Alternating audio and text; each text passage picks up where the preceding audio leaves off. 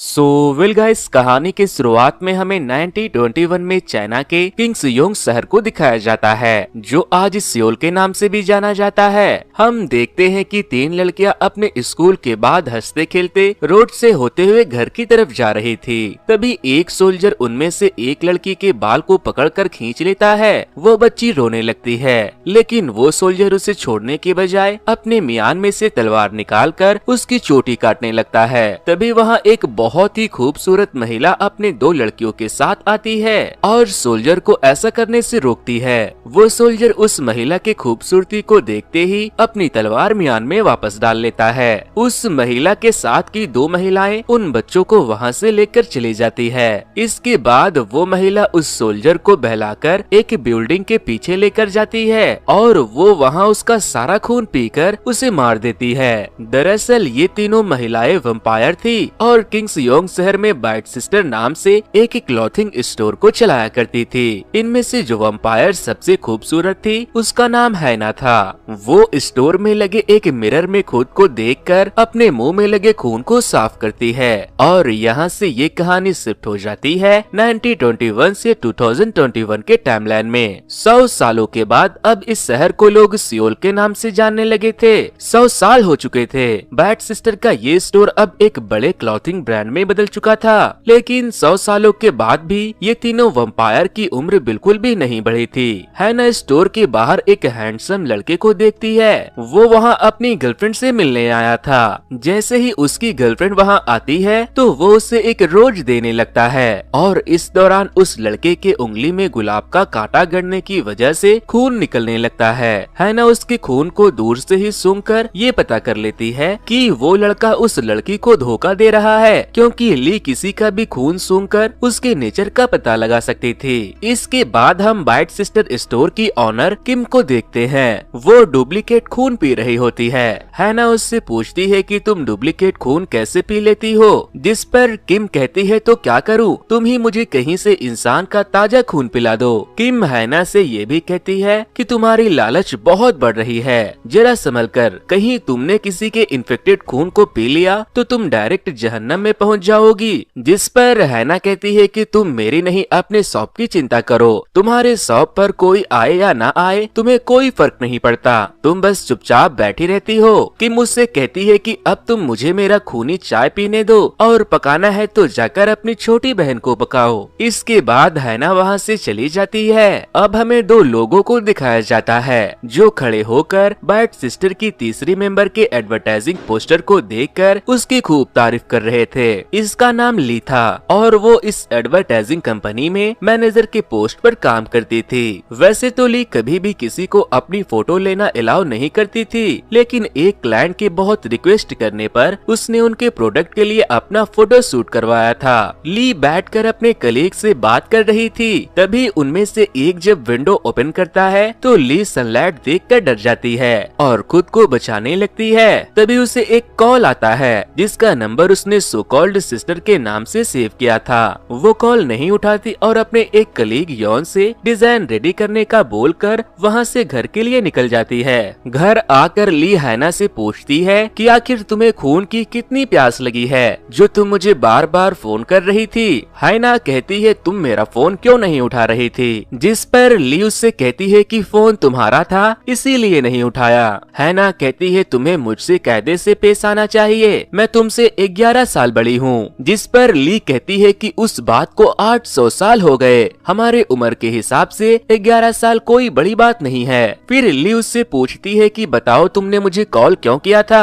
तो वो कहती है कल से मैं भी तुम्हारे साथ तुम्हारी कंपनी में जाऊंगी, क्योंकि मैं यहाँ स्टोर में बैठे बैठे बोर होती रहती हूँ। जिस पर ली उससे कहती है कि तुम्हें आता ही क्या है, क्या तुम फोटो शूट कर सकती हो, मुझे तो लगता है तुम्हें कंप्यूटर चालू करना भी नहीं आता। हैना कहती है मैं वहाँ काम करने नहीं, मैं तो बस तुम्हें और तुम्हारे कलीग को काम करते हुए देखूंगी। ली उससे कहती है मैं सब समझती हूँ कि तुम वहाँ इसलिए जाना चाहती हो ताकि इंसान तुम्हें देखकर तुम पर लाइन मारे और तुम्हारी खूबसूरती की तारीफ करे। हैना उससे कहती है कि अगर तुम ऐसा सोचती हो तो जरूर तुम्हारे इरादे ऐसे ही होंगे। ली हैना को अपने ऑफिस नहीं ले जाना चाहती थी, इसीलिए वो उससे कहती है कि अगर तुम्हें तारीफ करने वाला चाहिए तो तुम फेसबुक या इंस्टाग्राम जैसे सोशल मीडिया प्लेटफॉर्म पर पर अपना अकाउंट क्यों नहीं बना लेती? वहाँ डेली तुम्हें नाइस पिक बेबी कहने वाले 10 नमूने मिल जाएंगे। हैना कहती है मुझे नहीं पढ़ना इन बेकार से फेसबुक और इंस्टाग्राम के चक्करों में। मेरा टाइम तो यूट्यूब पर मूवी रिव्यू हिंदी की कहानियाँ सुन सुनकर बहुत ही मजे में पास हो जाता है और मैंने तो उनके यूट्यूब चैनल को भी सब्सक्राइब किया हुआ है। ली कहती है ठीक है मगर तुम 800 साल पुरानी हो, क्या फायदा ऐसे पुरानी सोच का? तुम्हें भी वक्त के साथ साथ खुद को अपग्रेड कर लेना चाहिए। और फिर वो वहाँ से चली जाती है। इसके बाद हैना रात को इंस्टाग्राम पर अपना एक अकाउंट बनाती है और अपना एक फोटो अपलोड कर देती है और फिर फोन रखकर सोने चली जाती है। अगली सुबह जब हैना अपना फोन चेक करती है तो उसके प्रोफाइल पर लोगों ने भर भर के तारीफें की थी और तो और एक ही दिन में उसके बस एक फोटो से उसके 1 मिलियन फॉलोअर्स हो चुके थे। वो पूरे इंटरनेट पर वायरल हो चुकी थी। यार इसके 1 फोटो पर 1 मिलियन फॉलोअर्स हो गए। मैंने आप लोगों के लिए दिन रात एक करके न जाने कितने वीडियो बना दिए और मुझे सपोर्ट करने वाले 100 में से सिर्फ 2% है। यार थोड़ा तो प्यार मुझे भी दिखाओ, एटलीस्ट 10% सपोर्ट तो मैं भी डिजर्व करता ही हूँ। अब हम हैना को देखते हैं। वो जाकर फ्रिज के अंदर से इंसानों के खून से बना कैंडी निकालती है और बड़े ही मजे से खाते हुए उसकी फोटो भी अपने इंस्टाग्राम पर पोस्ट कर देती है और फिर वो अपने फोटो पर लोगों के कमेंट्स पढ़ने लगती है। तभी एक अनजान लड़की उसे मैसेज करती है और कहती है कि कोई इतना ब्यूटीफुल हो ही नहीं सकता, तुम जरूर किसी फिल्टर का इस्तेमाल करती हो। जिसके बाद हैना उसे अपना एड्रेस रिप्लाई में देकर कहती है कि आओ आकर देख लो कि मैं सच में ब्यूटीफुल हूँ या फिर ये फिल्टर का कमाल है। तभी सबसे एल्डर सिस्टर किम मुझसे कहती है कि तुम्हें इंसानों से दूर रहना चाहिए। हैना कहती है कुछ नहीं, मैं तो ये सब बस ऑनलाइन कर रही हूँ, उसे क्या पता कि मैं इंसान हूँ या वैम्पायर। इस दौरान किम हैना से बार बार फोन रखकर काम करने को बोल रही थी, लेकिन थोड़ी देर और के चक्कर में वो उसे इग्नोर कर रही थी। थोड़ी देर के बाद उनके स्टोर में एक लड़की आती है और कपड़े देखने लगती है और कपड़े देखने के बहाने से वो बार बार हैना को देखने लगती है। हैना उसके पास जाकर उससे पूछती है कि आपको क्या चाहिए, तो वो देखती है कि वो लड़की रो रही है और फिर वो लड़की रोते हुए वहाँ से भाग जाती है। जिसके बाद हैना एकदम से उसके आगे आ जाती है और उससे पूछती है कि तुम वही हो ना जिसे लगता है मैं अपने फोटो में फिल्टर लगाती हूँ। उस लड़की को अभी भी यकीन नहीं होता। वो बोलती है भला कोई इंसान फिल्टर को अपने फेस पर कैसे अप्लाई कर सकता है, जिस पर हैना कहती है मैं इंसान नहीं वैम्पायर हूँ। उसे हैना की बातें बकवास लगती है। फिर हैना उससे पूछती है तुम अपने पोस्ट में बड़ी पापा की परी बनती फिरती हो, लेकिन रियल लाइफ में तो तुम चिमकांडी से कम नहीं दिखती। इसके बाद हैना उस लड़की को अपने स्टोर में लेकर आती है क्योंकि वो बहुत उदास थी कि मुझे इंसानों वाला चाय ला कर देती है और चाय पीते पीते वो लड़की किम और हैना को अपनी स्टोरी सुनाती है। वो कहती है कि मैंने एक बार फिल्टर लगाकर इंस्टाग्राम पर अपनी एक फोटो अपलोड कर दी जिससे मुझे बहुत भाव मिलने लगा, इसीलिए मैंने बार बार फिल्टर के साथ अपने फोटो लिए और बहुत पॉपुलर हो गई। लेकिन एक बार मेरी एक दोस्त ने बिना फिल्टर के मेरा एक फोटो लेकर इंस्टाग्राम पर अपलोड कर दिया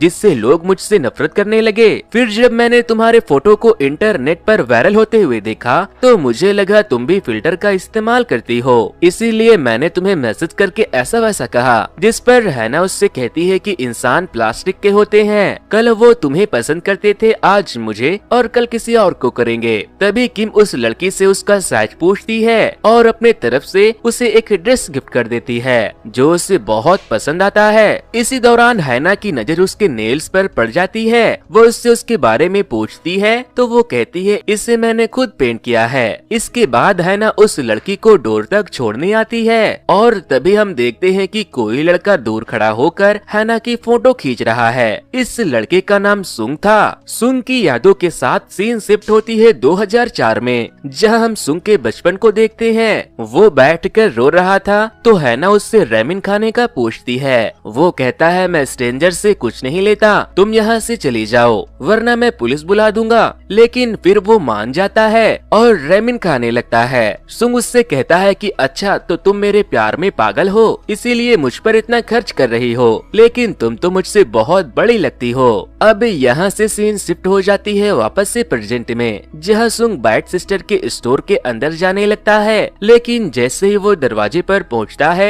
किम स्टोर क्लोज कर देती है। जिसके बाद सुंग मुस्कुराते हुए वहाँ से चला जाता है। सुंग घर जाकर इंटरनेट पर हैना की कुछ तस्वीरें देखने लगता है और यहीं पर उसके टेबल पर पड़े एक फोटो में हम उसके बचपन के एक फोटो को देखते हैं जिसमें हैना और वो एक साथ थे। इधर हैना अपने स्टोर के सेल को बढ़ाने के लिए अपने इंस्टाग्राम पर अपने स्टोर का एड्रेस पोस्ट कर देती है, जिसके थोड़े ही देर के बाद वहाँ बहुत से लोग शॉपिंग के बहाने हैना से मिलने के लिए आने लगते हैं और उसके साथ सेल्फी भी लेते हैं। किम ये सब देखकर आग बबूला हो रही थी क्योंकि वो इंसानों से नफरत करती थी और तभी उसकी आग में घी देने के लिए ली वहाँ आ जाती है। वो ली से कहती है कि मेरे सर में दर्द हो रहा है, तुम इन नमूने कस्टमर को संभालो। इसके बाद हैना उस लड़की के पास अपने नेल्स को पेंट करवाने जाती है जिसने उसे इंस्टाग्राम पर फिल्टर की दुकान कहा था। वो अपने नेल्स पर एक फ्लावर का डिजाइन बनवाती है और घर आकर अपने नेल्स में बने डिजाइन को देखकर वो अपने पास्ट के यादों को याद करने लगती है और यहाँ से कहानी शिफ्ट होती है हैना के पास्ट में। वक्त था 1921 का, जहाँ सुंग के जैसा दिखने वाला एक लड़का हैना को सेम वैसा ही फ्लावर ला कर देता है जैसा उसने अपने नाखूनों पर बनवाया था। दरअसल पिछले जन्म में सुंग हैना का बॉयफ्रेंड था। हैना उसके साथ अपने उन दिनों को याद कर रही थी जब सुंग ने उसे वो फ्लावर दिया था। सुंग जानता था कि हैना एक वंपायर है और इससे पहले वो 925 लोगों को डेट भी कर चुकी है। वो हैना से उसके पहले प्यार के बारे में पूछता है तो वो कहती है कि लड़कियां जिसके साथ रिलेशनशिप में आती है वही उसका पहला प्यार बन जाता है। कहानी वापस से प्रेजेंट में शिफ्ट होती है जहाँ किम बाइट सिस्टर स्टोर के बाहर looking for part time employ का एक नोट चिपका देती है क्योंकि हैना अब सारा टाइम सोशल मीडिया में बिजी रहने लगी थी, इसीलिए किम को अपने स्टोर में हाथ बटाने वाला कोई चाहिए होता है। अगली सुबह ही सुंग उस नोट को पढ़ते ही स्टोर के अंदर चला आता है और किम के पास आकर जॉब के लिए पूछता है। किम उसके टोपी को उतार कर उससे उसका नाम और एज पूछती है। वो कहता है मेरा नाम सुंग है और मैं 27 साल का हूँ। किम उससे पूछती है कि कल भी तुम यहाँ आने की कोशिश कर रहे थे ना? तो वो कहता है नहीं, मैं यहाँ पहली बार आया हूँ। वैसे तो किम को पता था कि वो झूठ बोल रहा है, लेकिन वो उसे इग्नोर करके कल से काम पर आने का कह देती है। उसके जाते ही ली वहाँ आती है और किम से पूछती है कि ये कौन था, जिस पर वो कहती है कल कोई बेहोश होने वाला है। अगले दिन जब सुंग काम पर आता है तो हैना उसे देखकर देखते ही रह जाती है और बहुत घबरा जाती है। 800 सालों में 925 लोगों को डेट करने के बाद हैना को सिर्फ सुंग ही एकमात्र ऐसा लड़का मिला था जिसका चेहरा हैना को याद था। लेकिन हैना ये नहीं जानती थी कि 18 साल पहले उसने जिस बच्चे को रोमिन खिलाया था वो सुंग ही था। लेकिन सुंग ये बात जानता था कि हैना ने 18 साल पहले उसे रोमिन खिलाया था। वो दोनों एक दूसरे को घूर रहे थे और यहाँ से कहानी हैना के यादों के साथ 1921 में शिफ्ट होती है जहाँ हम सुंग को हैना को घूरते हुए देखते हैं। तभी उसकी किसी से टक्कर हो जाती है और हैना वहाँ से गायब हो जाती है। इसके बाद हम प्रेजेंट के सीन में वापस से हैना को देखते हैं। वो अभी भी सुंग को ही देख रही थी। तभी सुंग उसके पास आकर कहता है कि मैनेजर इस कोट में तो प्राइस टैग है ही नहीं। फिर शाम को हैना अपने घर में बैठकर फोन पर अपने फैंस की कमेंट पढ़ रही थी। तभी उसकी बहन ली खून पीने के बाद उससे कहती है कि तुम्हारे पिछले बॉयफ्रेंड का पूर्ण जन्म हुआ है, क्या अभी भी उसे देखने के बाद तुम्हारा दिल धड़कता है? जिस पर हैना उससे कहती है तुम अपनी बकवास बंद करो, नहीं तो मैं तुम्हें मार कर तुम्हारा खून पी जाऊंगी। फिर ली बोलती है मुझे तो उसका चेहरा भी याद नहीं है, बस इतना याद है कि वो बड़ा क्यूट सा था। ली के जाने के बाद हैना को किसी का मैसेज आता है जिसमें कोई उससे पूछ रहा था कि क्या तुम जानती हो कि किसी को कैसे मारते हैं। हैना को उसके मैसेज में इंटरेस्ट आ जाता है और वो उससे पूछती है कि तुम किसे और क्यों मारना चाहती हो। अब हमें एक लड़की को दिखाया जाता है। वो हैना को बताती है कि मेरे कंपनी की सुपरवाइजर बहुत ही कमीनी है, वो सारा दिन मुझसे काम करवाती है और ऊपर से मुझे कामचोर भी कहती है। यहाँ पर हमें पता चलता है कि इस लड़की का नाम यॉन था और वो जिस सुपरवाइजर की बात कर रही थी वो कोई और नहीं बल्कि ली थी। तभी ली यॉन को बुलाती है और उससे कहती है कि क्या फार्मास्यूटिकल कंपनी का डिजाइन कंप्लीट हो गया? तो वो कहती है नहीं, जिसके बाद ली अगेन उसके ऊपर गुस्सा करती है और कहती है सब लोग ऑफिस में अपना काम समय पर खत्म कर लेते हैं, लेकिन तुम कभी नहीं करती। क्या हम तुम्हें आराम करने के पैसे देते हैं? जाओ जाकर अपना काम खत्म करो। उसके जाने के बाद ली देखती है कि उसके कीबोर्ड से 2 लेटर गायब है, जिसे किसी और ने नहीं बल्कि ह्योन ने निकाला था। इधर हम हैना को देखते हैं, वो उसी फूल को लेकर स्टोर में आती है और उसे फ्लावर पॉट में सजाने लगती है। तभी किम उससे पूछती है, क्या बात है, आज तुम यहाँ फूल लेकर क्यों आई हो? हैना उससे बोलती है कि तुम सुंग को काम पर से निकाल दो, जिस पर वो कहती है नहीं, मैं उसे नहीं निकाल सकती क्योंकि मैं अकेले काम करते करते बहुत थक जाती हूँ।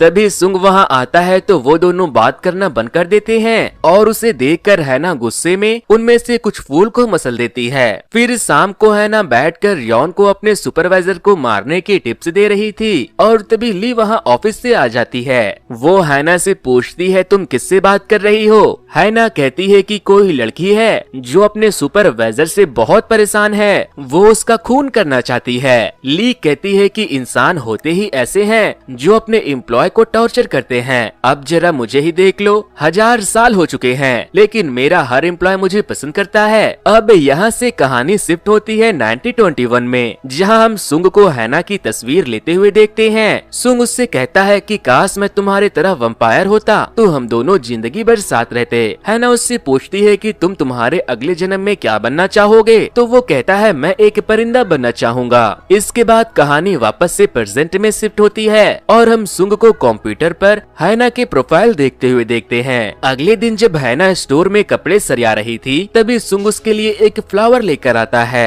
हैना उससे पूछती है कि ये तुम मुझे क्यों दे रहे हो? तो वो कहता है कि आप इस फ्लावर की तरह ब्यूटीफुल हो, इसीलिए। हैना उसके इस बिहेवियर से गुस्सा तो होती है लेकिन वो उससे उस फूल को ले लेती है। इसके बाद सुंग किम से पूछता है कि मैम, मैनेजर हैना की उम्र कितनी है? तो वो कहती है तुम उस पर लाइन मारना बंद करो, वो तुमसे बहुत बड़ी है। हैना हर रोज लंच टाइम में सुंग को अपना कार्ड देकर कहती थी कि तुम्हें जो खाना है जाकर खा लो। सुंग मन ही मन सोचता है कि ये लोग कभी भी मेरे सामने कुछ नहीं खाते और लंच टाइम में दोनों के दोनों बहुत ही कमजोर दिखते हैं और जब मैं वापस आता हूँ तो पता नहीं ये ऐसा क्या खा लेते हैं जो एकदम से एनर्जेटिक हो जाते हैं। सुंग के वहाँ से जाने के बाद हैना फ्रिज के अंदर से खून की बोतल निकालती है और उसे बर्फ में डालकर पीती है। सुंग जब वापस आता है तो देखता है कि उन दोनों में एकदम से एनर्जी आ गया है और वो अपना काम फटाफट कर रहे हैं। अब कहानी शिफ्ट होती है वापस से सुंग के पास्ट में। एक बार जब वो पेपर टॉय बना रहा था तभी हैना वहाँ आकर पेपर से उसके लिए वंपायर बना देती है, जिससे वो बहुत डर जाता है।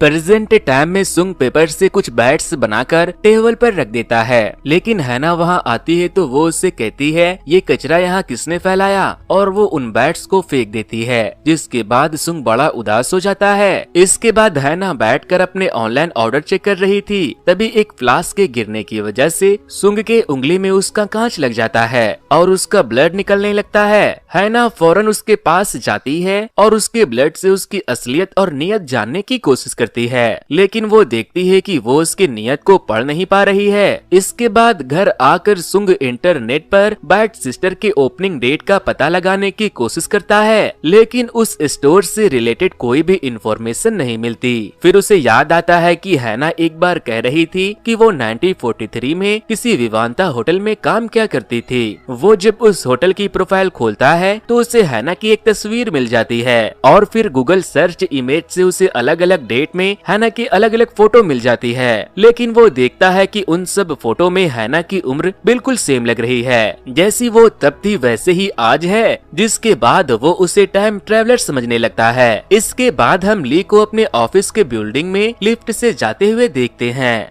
वहाँ एक लड़का उसे देखकर बोलता है डिलीशियस। ली जब उसके तरफ देखती है तो वो कहता है मैं तुम्हारी नहीं दीवार में लगे पोस्टर की बात कर रही हूँ, जिस पर ली कहती है कि मुझे तो दीवार नहीं बल्कि तुम डिलीशियस लग रहे हो। वो आदमी उसे इनविटेशन समझता है और कहता है कि क्या तुम मुझे टेस्ट करना चाहोगी, जिसके बाद हैना उसे पकड़कर उसका खून पीकर वहाँ से चली जाती है। इधर दूसरी तरफ हम बैट सिस्टर स्टोर के बाहर एक लेडी को बिल्लियों के लिए खाना रखते हुए देखते हैं। तभी एक आदमी वहाँ आकर उसे परेशान करने लगता है और मारने लगता है। उसकी आवाज सुनकर किम वहाँ आकर उस आदमी को रोकने लगती है तो वो आदमी उसके साथ बदतमीजी करता है, जिसके बाद वो उस आदमी के शोल्डर को पकड़कर इतनी ताकत से दबाती है कि वो दर्द से कराने लगता है और फिर वो वहाँ से भाग जाता है। बिल्लियों को खाना देने वाली लेडी किम का शुक्रिया करती है तो किम उससे कहती है कि तुम बेकार में अपना टाइम वेस्ट कर रही हो, यहाँ बिल्लियाँ कभी नहीं आएंगी। अब हम हैना को देखते हैं, वो सुंग के दिए फ्लावर को देख रही थी और यहाँ से कहानी शिफ्ट होती है वापस से 1925 में, जहाँ हम देखते हैं कि सुंग और हैना दोनों साथ में बात करते हुए जा रहे थे।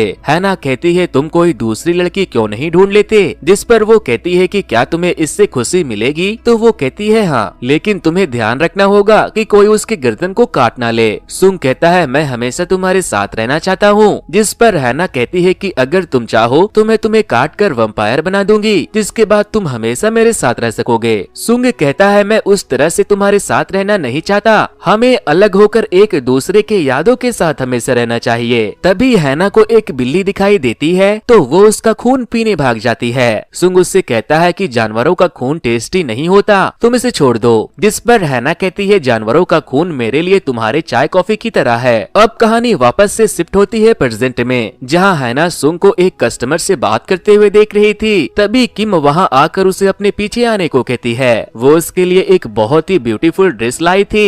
हैना उस ड्रेस को पहनकर खुद को मिरर में देख रही थी और सुंग उसे घूर रहा था, लेकिन तभी किम वहाँ वापस आती है तो वो वहाँ से चला जाता है। इसके बाद हैना योन को अपने सुपरवाइजर को मारने की टिप्स दे रही थी। तभी सुंग उसका फोटो ले लेता है, जिसके बाद हैना उसके ऊपर बहुत गुस्सा करती है और उससे पूछती है कि तुमने किसके कहने पर मेरी फोटो खींची। वो कहता है आप अच्छी दिख रही थी इसीलिए मैंने आपका फोटो ले लिया। लेकिन हैना कहती है कि अगर मैं अच्छी दिख रही हूँ तो इसका मतलब ये तो नहीं कि तुम बिना मेरे परमिशन की मेरी फोटो ले लोगे। सुंग कहता है ठीक है मैं इसे डिलीट कर दूंगा, लेकिन हैना बहुत गुस्से में थी और फिर वो उसे नौकरी से भी निकाल देती है। रात को जब हैना अपने घर आती है तो वो पिछले जन्म वाले सुंग के दिए लेटर को पढ़कर रोने लगती है और फिर गुस्से में वो उसके तस्वीर को तोड़ देती है। यहाँ पर हैना बताती है कि वो कायर था, मैं उसे मरते हुए ना देख सकूं इसीलिए वो मुझे छोड़कर दूर चला गया। अगर उस वक्त वो मेरे पास होता तो मैं उसे काट कर वम्पायर बना देती और वो हमेशा मेरे साथ रहता।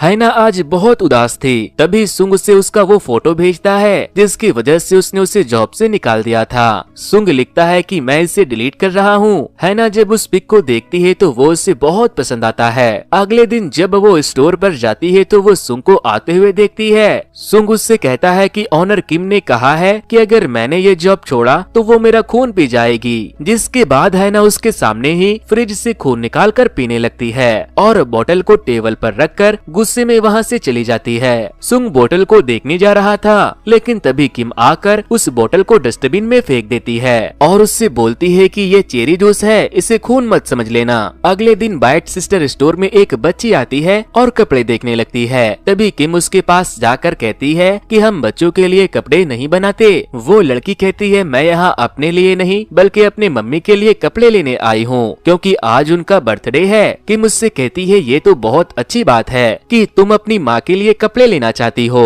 फिर किम उस बच्चे से पूछती है कि बताओ तुम्हारी माँ दिखती कैसी है, जिस पर वो बच्ची हैना के तरफ इशारा करते हुए कहती है कि मेरी माँ जब यंग थी तो वो बिल्कुल इनकी तरह दिखती थी। जिसके बाद किम उसे एक ड्रेस दिखाती है, लेकिन उसका प्राइस बहुत ज्यादा था। वो बच्ची उसे लेने से मना कर देती है, जिस पर किम बच्ची को वो ड्रेस कम दामों में ही दे देती है। लेकिन वो बच्ची बार बार हैना की तरफ देख रही थी, इसीलिए किम उस बच्ची से पूछ लेती है कि क्या तुम्हें और कुछ भी चाहिए, जिस पर बच्ची कहती है कि मैं उनकी बहुत बड़ी फैन हूँ। किम इशारे से हैना को कैश काउंटर पर बुलाती है। बच्ची हैना को देखकर कहती है आप बहुत ब्यूटीफुल हो। फिर किम उससे पूछती है कि तुम कहाँ रहती हो, तो वो बच्ची उसे बताती है कि मैं यहाँ से आधे घंटे की दूरी पर रहती हूँ। रात हो चुकी थी, इसीलिए किम हैना और सुंग को उसे घर छोड़ने के लिए भेज देते हैं। इधर हम ली को देखते हैं, वो ऑफिस से आकर अपने खजाने को देख रही थी। उसके लिए खजाना कुछ और नहीं बल्कि उन जगहों का कार्ड था जहाँ वो काम कर चुकी थी। वो लोग जब उस बच्ची के घर पहुँचते हैं तो घर के बाहर उसके फादर खड़े थे। बच्ची अपने फादर को देखकर डर जाती है। बच्ची के फादर हैना से पूछते हैं कि तुम लोग कौन हो, तो सुंग कहता है हम लोग स्टोर में काम करते हैं। रात हो गई थी तो बच्ची को छोड़ने चले आए। वो आदमी जब वहाँ से जाने लगता है तो उस आदमी का हाथ दीवार में लगकर कट जाता है और खून निकलने लगता है। खून सूंघते ही हैना को उस आदमी के नेचर का पता चल जाता है। वो सुंग को घर भेजकर अपनी बहन ली को उस बच्ची के घर पर बुला लेती है। ली जब बच्ची के घर पहुंचती है तो हैना ली को बच्ची के साथ उसके प्रोजेक्ट तैयार करने के लिए बैठा देती है और खुद उस बच्ची के मॉम डैड के कमरे की तरफ निकल जाती है और उनकी बातों को सुनने लगती है। उनकी बातों से पता चलता है कि बच्ची की माँ ने दिन रात काम करके कुछ पैसे जमा किए थे और वो पैसे उसका पति उससे लेकर स्टॉक मार्केट में लगाना चाहता था। उसका पति कोई काम वाम नहीं करता था, लेकिन वो अपनी बीवी के सारे पैसे इधर उधर उड़ा देता था। वो जैसे ही पैसे लेकर बाहर निकलता है, हैना उसके पास जाती है और उसे समझाती है कि तुम ये अपनी बीवी के साथ ठीक नहीं करते, अपनी बीवी की कमाई को उड़ाना बंद करो और खुद भी कोई काम करो। लेकिन वो हैना से बदतमीजी करने लगता है और कहता है तुम्हें हमारे घर के मसले में पड़ने की कोई जरूरत नहीं है। जिसके बाद हैना उसका गला दबाने लगती है और तभी ली के साथ उस आदमी की बेटी भी वहाँ आ जाती है और तो और सुंग भी वहाँ आ जाता है। सुंग को देखने के चक्कर में हैना के हाथों वो आदमी मारा जाता है। हैना मारकर उस आदमी को जमीन में गाड़ देती है, लेकिन उस बच्ची को अपने डैड के मौत का थोड़ा भी दुख नहीं होता क्योंकि वो अपनी बीवी को बहुत परेशान करता था। इसके बाद हैना घर जा रही थी तो सुंग उससे पूछता है कि आखिर तुम हो कौन। हैना कहती है मैं लोगों को जवाब देते देते थक गई हूँ और वो उसे कुछ भी बताने से मना कर देती है। अगले दिन किम हैना को बताती है कि सुंग ने जॉब छोड़ दिया है, कहीं तुमने तो उसे कुछ नहीं कहा। जिस पर वो कहती है नहीं, मैंने उसे कुछ नहीं कहा। फिर हैना किम को कल रात हुए हादसे के बारे में बताती है जब सुंग ने उसे उस बच्ची के फादर को मारते हुए देख लिया था। किम कहती है सुंग अब तुम्हारी असलियत को जानता है, अब तुम उसे मारोगी या फिर मैं तुम्हारी कुछ मदद करूं। जिस पर हैना कहती है कि बकवास बंद करो और वो वहाँ से चली जाती है। इधर सुंग अपने बेड पर लेटा हुआ हैना की फोटो देखकर अपने बचपन के दिनों को याद करने लगता है। एक बार जब वो अपने फादर का वेट कर रहा था तब हैना उसके पास आती है और उससे कहती है कि अब वो वापस नहीं आएंगे। वो बहुत उदास था, इसीलिए वो उसे रेमन खिलाने लेकर चली जाती है। प्रेजेंट टाइम में हम हैना को सुंग के दिए फूल को देखते हुए देखते हैं। वो सुंग को बहुत मिस कर रही थी। वो उसका एहसास लेने के लिए गरम गरम केटली को भी टच कर लेती है क्योंकि सुंग का बॉडी हमेशा गर्म रहता था। इसके बाद जब हैना स्टोर में आती है तो वो और ली देखती है कि किम एक इंसान के साथ बैठकर बातें कर रही है। ये वही लेडी थी जो बिल्ली के लिए खाना रखती थी, लेकिन 1000 सालों में ये पहली बार हुआ था जब किम ने किसी इंसान को अपना दोस्त बनाया था। अब हम देखते हैं कि शाम को सुंग कुछ सामान लेकर वापस लौट रहा था, तभी एकदम से उसके सामने हैना आ जाती है और वो उसे देखकर डर जाता है। हैना कहती है किम ने मुझे तुम्हें वापस लेने को भेजा है क्योंकि हमें तुम्हारे जैसा स्टाफ नहीं मिलेगा। इसके बाद वो दोनों पार्क में बैठकर बातें करने लगते हैं। सुंग हैना से कहता है मैं तुम पर रिसर्च कर रहा था। ये सुनकर हैना वहाँ से जाने लगती है तो सुंग उसे पकड़कर अपने पास बैठा लेता है और थोड़ी देर रुकने के लिए बोलता है और फिर वो उसे बताता है कि वो वही 2004 का बच्चा है जिसे वो रेमिन खिलाने के लिए लेकर जाती थी। हैना उसकी ये बात सुनकर हैरान हो जाती है, लेकिन सुंग ये नहीं जानता था कि पिछले जन्म में वो हैना का बॉयफ्रेंड था और वो हैना के सामने न मर जाए इसीलिए वो उसे छोड़कर भाग गया था, जिस वजह से हैना आज भी उससे बहुत गुस्सा थी। वो थोड़ा नर्वस था और फिर वो सुंग के हाथ को पकड़कर अपने हाथ में रख लेता है जो हैना को बहुत पसंद आता है। अब हमें अगले दिन बैट सिस्टर के स्टोर को दिखाया जाता है। सुंग उनके स्टोर में वापस आकर काम करने लगा था और हैना इस जन्म वाले सुंग से भी प्यार करने लगती है। तो दोस्तों ये स्टोरी आपको कैसी लगी मुझे कमेंट करके जरूर बता देना। वैसे दोस्तों मैंने ऐसे ही एक और मूवी की स्टोरी को एक्सप्लेन किया था, अगर आप लोगों ने उसे अब तक नहीं देखा तो आपकी मोबाइल स्क्रीन पर दिए जा रहे लिंक पर क्लिक करके उसे जरूर से देख ले। और दोस्तों अगर आप में से किसी ने अब तक मेरे YouTube चैनल को सब्सक्राइब नहीं किया तो अभी तुरंत कर ले क्योंकि वीडियो को लाइक